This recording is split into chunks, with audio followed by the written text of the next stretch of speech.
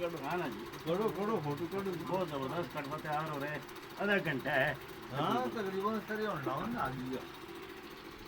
असा बोल जी 200 300 कटवा मच्छी फ्राई हो रही है जी। मेहमान आते खाने ना ना भी दसो जी। हाँ आओ सर इधर आओ।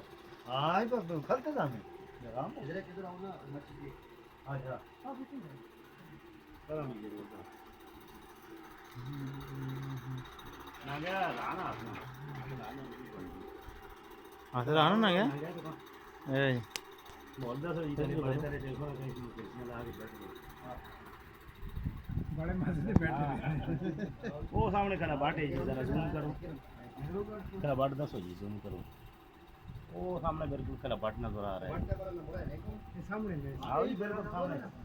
तो ना क्या छाल मार के पता जो लगता है ना, लेकिन छान मार जो लग गया होना जी पानी है। तले रह गए ना सने छेक के कटे रह गए मछली तले।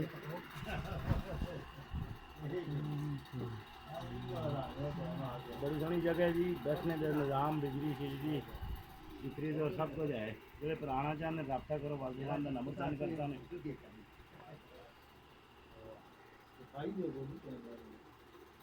बस भाई एरो एरो